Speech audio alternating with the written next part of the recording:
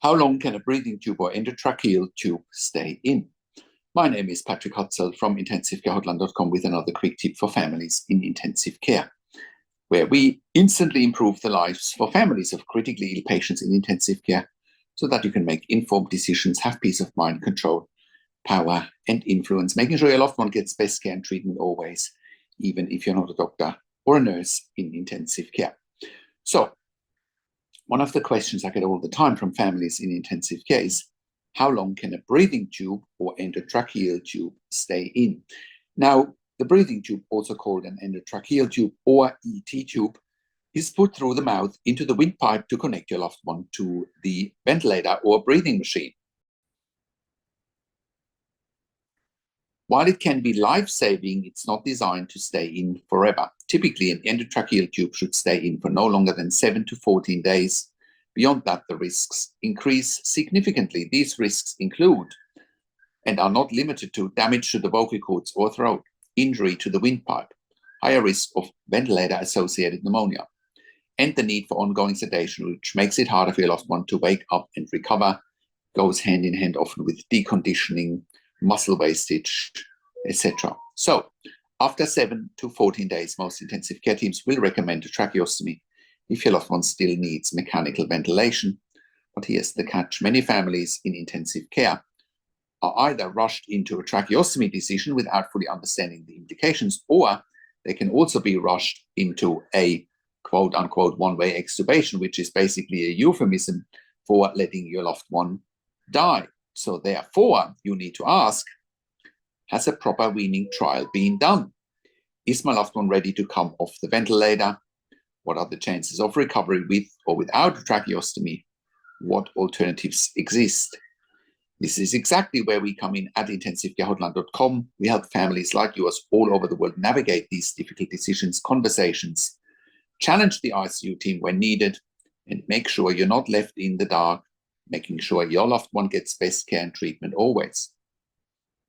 So if your loved one is ventilated in intensive care with a breathing tube and you're being pressured into making a decision about a tracheostomy, or about a one-way extubation, do not go in blindly.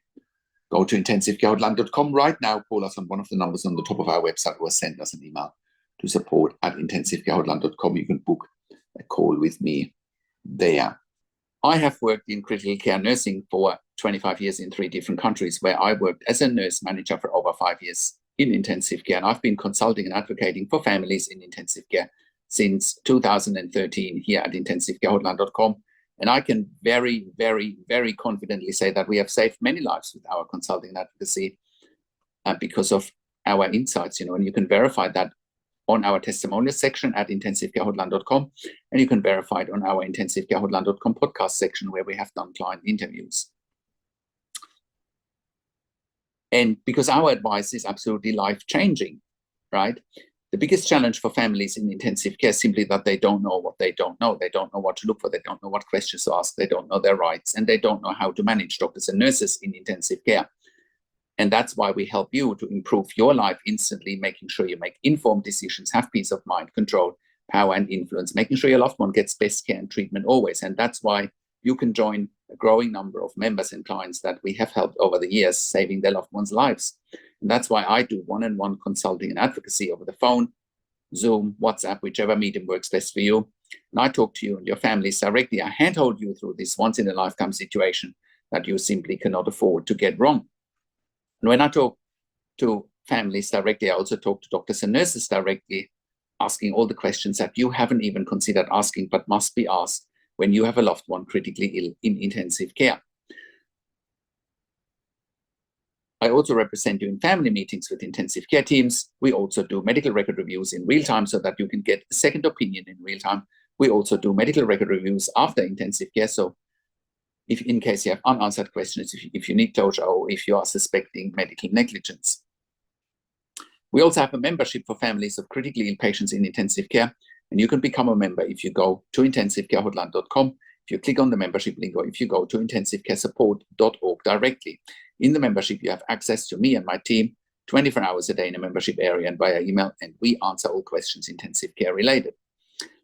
In the membership, you also have exclusive access to 21 ebooks and 21 videos that I've personally written and recorded.